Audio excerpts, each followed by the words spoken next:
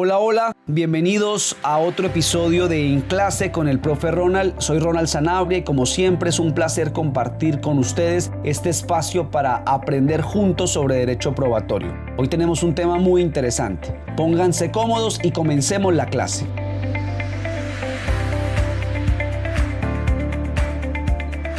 Bien, buenos días.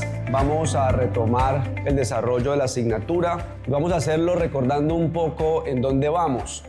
Estamos intentando responder la primera gran pregunta que es conceptual. ¿Qué es prueba? ¿Qué entendemos los juristas por la expresión prueba dentro del derecho? Estas son, o es el primer acercamiento y por tal motivo estamos viendo las palabras más básicas. Obviamente habrán otras que estudiaremos más adelante, por ejemplo, prueba sumaria, prueba controvertida, prueba circunstancial, prueba directa, indirecta, prueba ilícita. Todas también expresiones técnicas, pero que a medida que desarrollemos la asignatura, pues vamos a estudiarlas. Por ahora hemos visto que la palabra prueba jurídica tiene un problema básico de polisemia, y los teóricos han identificado que existen tres posibles significados. Eso lo vimos en el episodio anterior. Vimos que era básicamente prueba como medio, prueba como procedimiento de actividad y prueba como resultado. Ahora estamos en un problema que hemos llamado sinonimia, que es, digamos, esa tendencia del ser humano, pero del jurista en particular, de utilizar diferentes expresiones para hacer referencia a cosas similares. Y claro, cuando hay tantas expresiones, pues puede ser relativamente confuso. En la última sesión trabajamos a profundidad la idea de fuentes de prueba y la idea de medios de prueba. Creo que eso quedó claro. El resumen básicamente es que la fuente de prueba hace referencia a la fuente de conocimiento, a todos los lugares, cosas, instrumentos a los que acudimos los seres humanos cuando queremos información sobre la realidad. Nosotros constantemente estamos buscando información para hacernos creencias sobre la realidad y a partir de ahí tomar decisiones, generar acción. Lo que sucede es que ya cuando nos ponemos los lentes de abogado no basta hablar con fuentes de conocimiento, no basta hablar de la conversación de WhatsApp, la grabación, el video, lo que nos dice el colega, el amigo, damos la información que nos brinda el otro, ni siquiera basta con decir que hay que ir hasta el lugar. ¿Y por qué no basta? Porque el derecho, el proceso, como está reglado, brinda unos instrumentos jurídicos, normativos, fuertemente regulados. Esos instrumentos son los llamados medios de prueba. Son instrumentos diseñados para ingresar las fuentes de prueba, para ingresar esa información. No se puede llevar de cualquier manera. Entonces, claro, ya uno como abogado debe saber jurídicamente, procesalmente, cómo llevo unas conversaciones de WhatsApp, por ejemplo. Cómo llevo una publicación en X o en Facebook. Eso tiene una regulación, un paso a paso. Ah, no, yo quiero llevar es un testimonio. Porque es que el testigo puede, por ejemplo, explicar el contenido y el significado de la conversación de WhatsApp. No me basta con el WhatsApp. Quiero que el hablante de la conversación vaya y explique. Ah, eso es otro medio de prueba diferente y tiene un paso a paso distinto. Dijimos que normalmente un régimen probatorio se encuentra en un código procesal. En el Código General del Proceso uno puede acudir al 165 y observa que están enlistados 9 medios de prueba y además dijimos que luego de ese artículo usualmente los códigos se dividen en partes y en cada parte o cada capítulo, dependiendo de la regulación, pues uno encuentra las formalidades de cada medio de prueba. Si uno quisiera en este momento decir, bueno, ¿cómo se lleva un dictamen pericial? Pues vamos a la parte del Código General del Proceso que lo regula, pero eso lo vamos a ver más adelante. Más o menos ahí quedamos. Lo que quiero en este momento es profundizar en el concepto de prueba, el concepto de órgano de prueba, el concepto de dato de prueba y el concepto de enunciado probatorio. Bien, empiezo por este que me parece el más fácil, pero para no enredarnos les pido en este momento atención para avanzar rápido. Cuando ya hablamos de prueba, no de medio, sino de prueba, estamos haciendo referencia ya a algo concreto,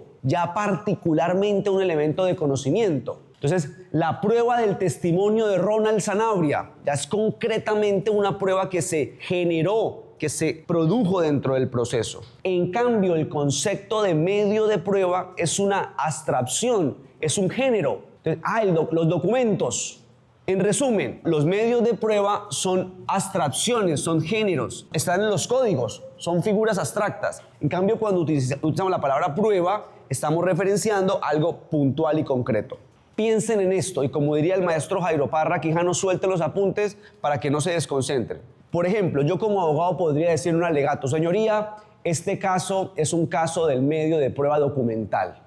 Yo como demandante traje exclusivamente medio de prueba documental. Entonces, ¿qué quiere decir? Que utilicé ese instrumento y traje concretamente 25 documentos, 25 pruebas documentales. Entonces, es un medio de prueba, los documentos, con 25 pruebas documentales. Género, especie. Obviamente también puedo decir, señoría, en este proceso solamente se practicaron 2 medios de prueba: documentos y testimonios. Se generaron 20 documentos y 2 testimonios. Entonces, nuevamente, género, especie. ¿Listo? Esta palabra prueba la utilizamos cuando ya se ha generado la prueba dentro del proceso judicial. Listo.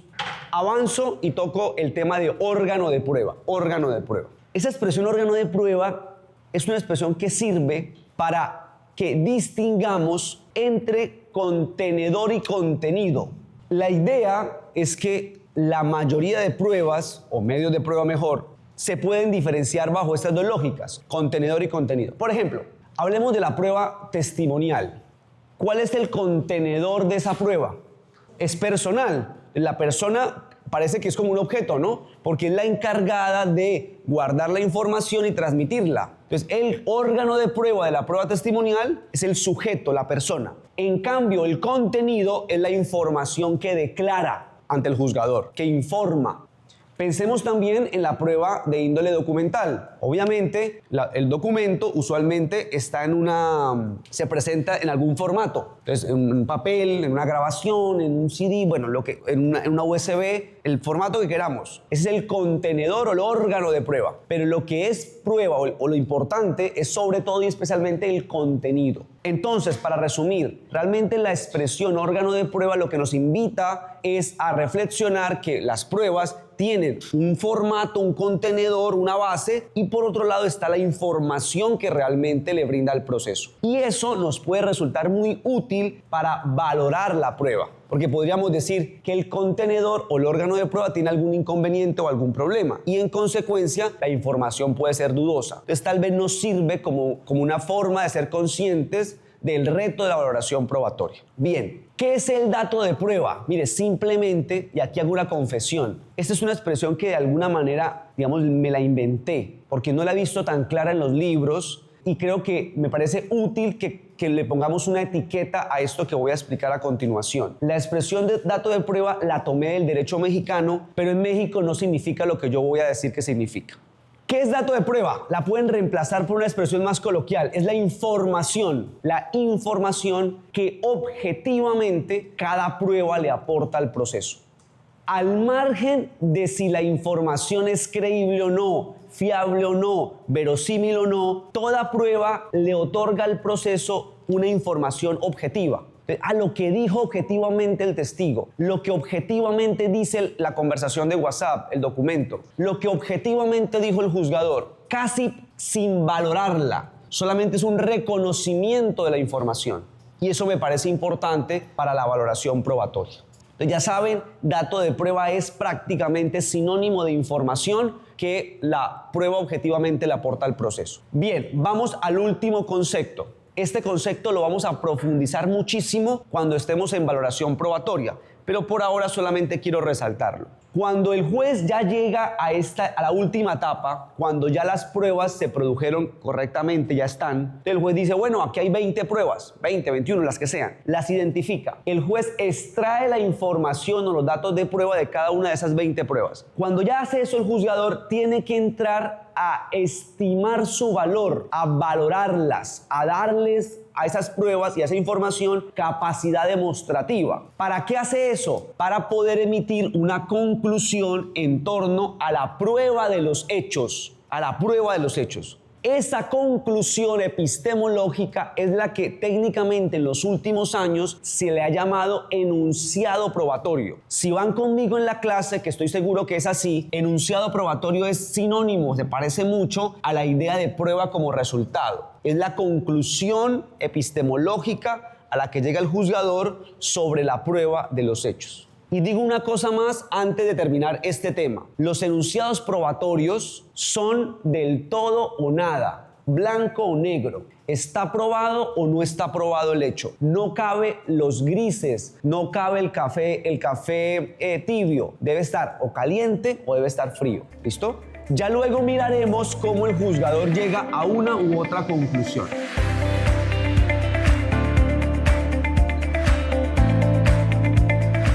Profe, ¿podría volver a explicar, digamos, de una manera como más precisa lo que es el órgano de prueba? Es que no me quedó como tal claridad. Bueno, miren, antes de empezar, digamos, con la respuesta a la pregunta que hace, que es muy útil, quisiera resaltar mi visión sobre el lenguaje jurídico y sobre los conceptos. No se trata de obsesionarse con aprender un concepto y su significado, sino más bien pensar en su utilidad. O sea, este concepto que hemos creado dentro del derecho es útil para comprender mejor lo que hacemos los juristas, en este caso con las pruebas. Más que la definición es la utilidad. Entonces, empiezo por la utilidad y luego brindo una definición. La utilidad es ser consciente de la composición de las pruebas. Ser conscientes que yo diría que todas las pruebas, o al menos la mayoría de pruebas, tal vez algunas escapan, como la inspección judicial, pero en general todas las pruebas están compuestas de dos grandes cosas. Un contenedor, que es básicamente el objeto, la persona, que sirve como vehículo para transmitir la información. Un objeto, el documento. Una persona, el testigo o el perito, o la parte. Fíjense que son objetos que transmiten información.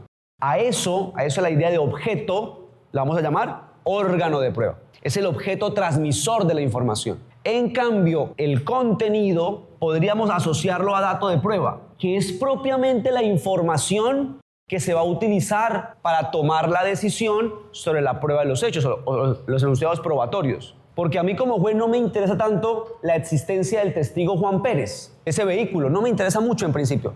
Me interesa sobre todo la información que Juan Pérez me puede dar sobre los hechos jurídicamente relevantes. Ahora, ¿por qué es útil conocer la composición de la mayoría de pruebas? Porque al momento de valorar la prueba, la calidad del contenedor puede afectar eventualmente el contenido que nos brinda.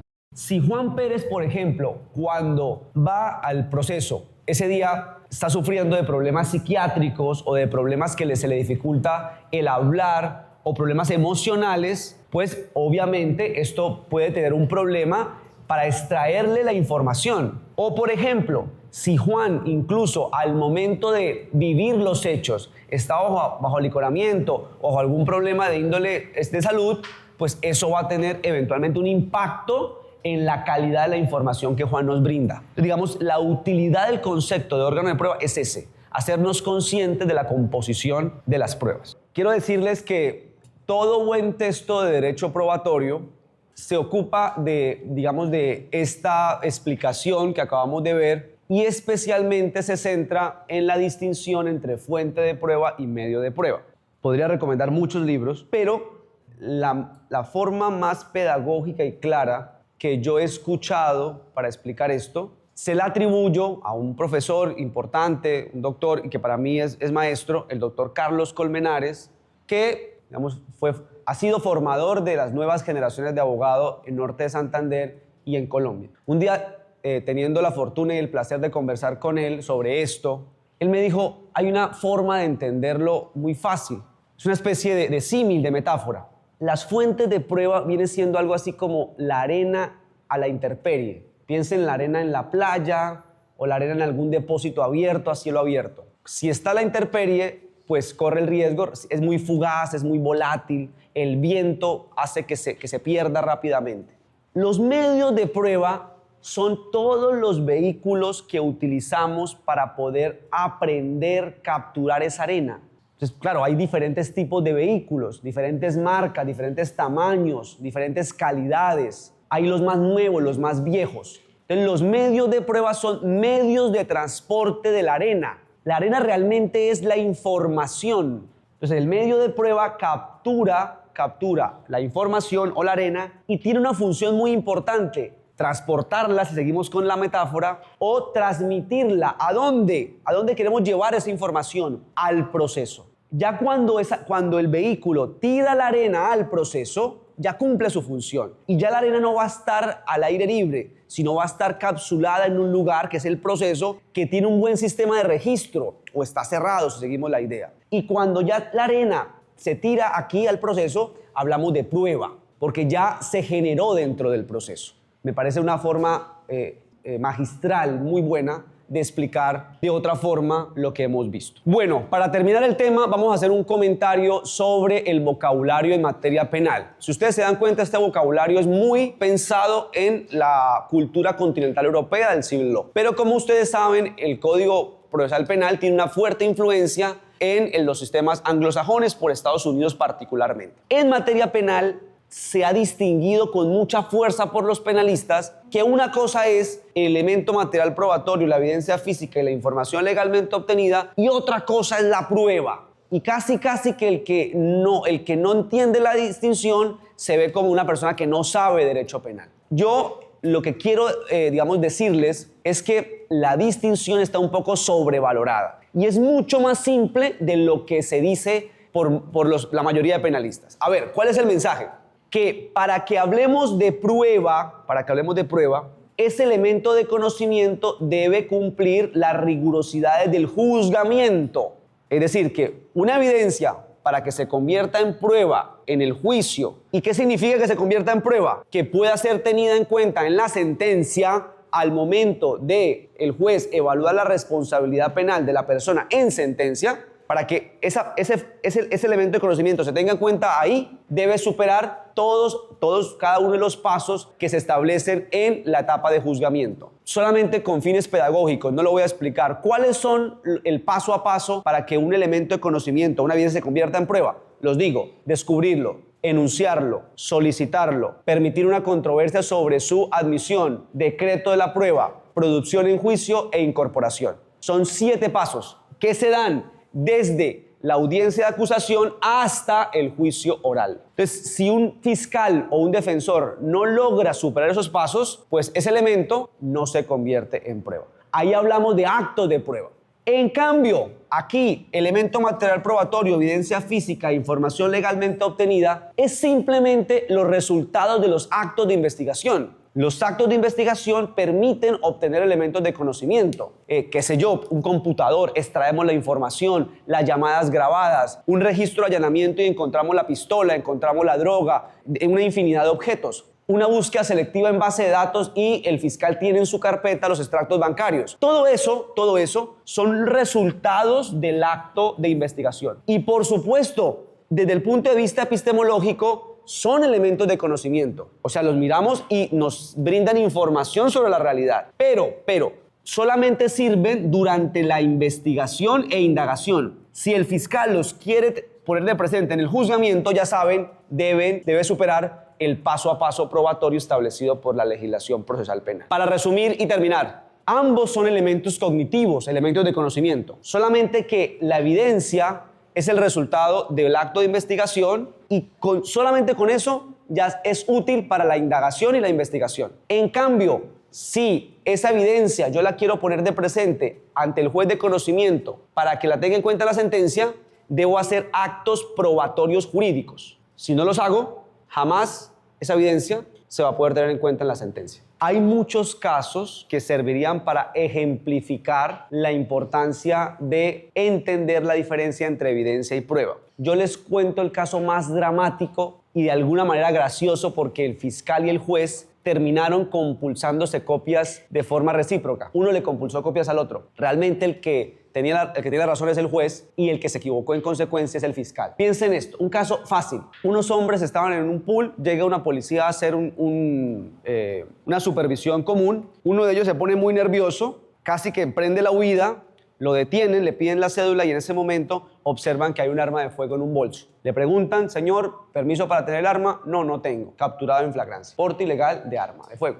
Durante la investigación, el fiscal hizo un acto de investigación consistente en pedirle al ejército una certificación de si tenía o no tenía la persona permiso para portar armas. El ejército emite un certificado y dice no, esa persona no tiene ningún tipo de salvoconducto para portar esa arma. Bien, perfecto. El fiscal durante la investigación logró demostrar, producto de ese documento, que esa persona no tenía arma de fuego. Pero cuando empieza la etapa de juzgamiento, que es ante el juez de conocimiento, al fiscal se le olvidó someter ese papel al paso a paso que en materia penal se requiere como acto de prueba. No lo descubrió, no lo enunció, no lo solicitó, no se decretó y obviamente no se llevó al juicio. Cuando en el alegato de conclusión el defensor alza la mano y dice absolución, señor juez, porque no quedó probado el elemento normativo del tipo penal, el fiscal se percata, dice, sí, me equivoqué. Y el fiscal intentó ingresar el documento con la idea de que era un documento público en pleno juicio. El juez de instancia le dijo, disculpe, pero usted no presentó durante todo el juzgamiento en ninguna etapa ese elemento de conocimiento y por más que sea público y por más que sea relevante e importante para la causa, no se lo puedo tener en cuenta porque esa evidencia documental no se produjo como prueba en este proceso y terminó absolviendo. Entonces, se dan cuenta que aunque la evidencia tenga una existencia en la carpeta investigativa, si no se presenta dentro del proceso ya juzgamiento, no se va a poder tener en cuenta. ¿Por qué dije al comienzo de la explicación que siento que hay una sobrevaloración de la distinción? Porque en civil pasa igual. En civil también un elemento de conocimiento, por más importante que sea, si no se allega de forma correcta al proceso, no se va a poder tener en cuenta. Lo que pasa es que el vocabulario cambia. En civil, por ejemplo, se habla de prueba sumaria cuando no se ha puesto de presente y luego se habla de prueba controvertida cuando se ha puesto de presente. Pero eso, insisto, lo vemos cuando estemos en la distinción de medios de prueba.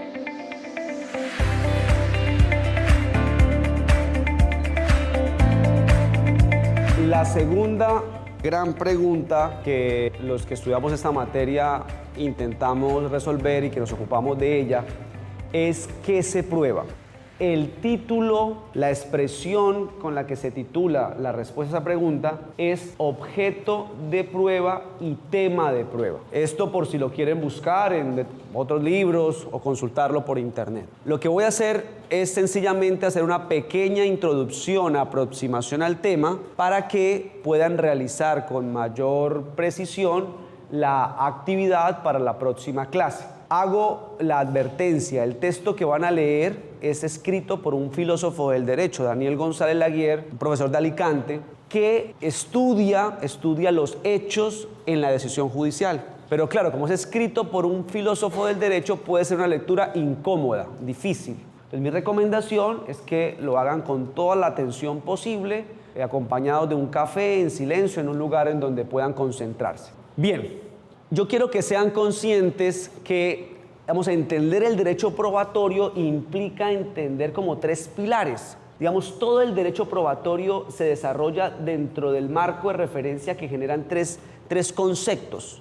El concepto de prueba, que ya ustedes hoy tienen una noción porque la han visto, el concepto de hecho y el concepto de verdad. En otras palabras, el derecho probatorio es una disciplina que se desarrolla entre lo que entendamos por prueba, hecho y verdad. La palabra verdad la vamos a estudiar cuando analicemos la valoración de la prueba. Por ahora no entro en ese mundo de la expresión verdad. Lo que vamos a entrar es al mundo de la expresión hecho. Y la palabra hecho sí que es una palabra que los abogados utilizamos en la práctica jurídica. Constantemente estamos hablando de hechos. Creería yo que la utilizamos incluso más que la palabra prueba. Pero realmente cuando uno entra a preguntarle a los juristas qué entienden por la palabra hecho, pues ahí se genera una mar de confusión. Entonces lo que vamos a intentar hacer es construir una definición que nos resulte útil para comprender el derecho probatorio. Y nos vamos a valer de diferentes lecturas, diferentes autores, etcétera, para llegar a esa conclusión útil. Empiezo diciéndoles que la discusión sobre la definición de hecho se puede dar en dos planos distintos. Un plano teórico abstracto, que es cuando hablamos del objeto de la prueba, y un plano práctico concreto, que es cuando hablamos de tema de la prueba. Atención aquí, es una distinción sencilla, pero importante para los abogados. Si yo me pregunto, ¿qué prueba la prueba? ¿Qué prueba la prueba? Es una pregunta teórica abstracta. Es el objeto de la prueba. El derecho probatorio, la actividad probatoria, ¿sobre qué recae? ¿Qué es lo que prueba?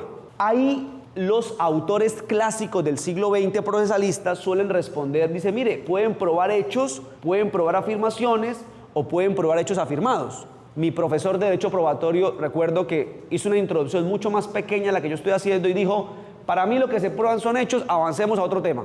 Yo inferí que era un tema poco trascendente, pero realmente luego con mi formación de posgrados me di cuenta que hay mucho más que decir que simplemente tomar la decisión que lo que se prueba son hechos. O sea, detrás de eso no solamente hay una discusión muy rica teóricamente, sino además hay una discusión que nos permite aprender cosas importantes para hacer bien nuestro trabajo como juristas en el marco del derecho probatorio. Y para eso es la lectura que van a hacer. Fíjense el nombre, Los hechos bajo sospecha, así se llama el texto. Es un filósofo que intenta ponernos en primer plano, en primer relieve, las principales problemáticas teóricas de la idea de los hechos en la decisión judicial.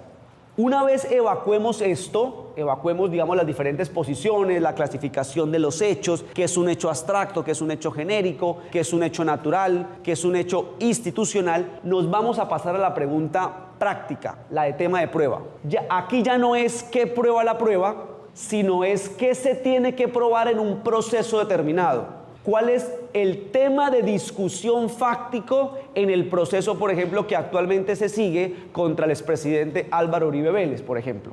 Ya no estamos haciendo una pregunta teórica, se prueban los hechos, las afirmaciones, no. Es en ese caso que se lleva en palo quemado cuáles son los hechos que se están discutiendo, objeto de controversia. Es una pregunta entonces ya no teórica, sino práctica, ya no abstracta, sino concreta. Y aquí vamos a estudiar las metodologías que se utilizan para identificar el tema de prueba de un caso. Vamos a hablar de los hechos jurídicamente relevantes que seguramente ustedes han escuchado en materia penal. Vamos a hablar de los hechos principales, de los hechos secundarios, de los hechos indiciarios, etcétera, etcétera. Todo con la finalidad de identificar el tema de prueba. ¿Quedó claro?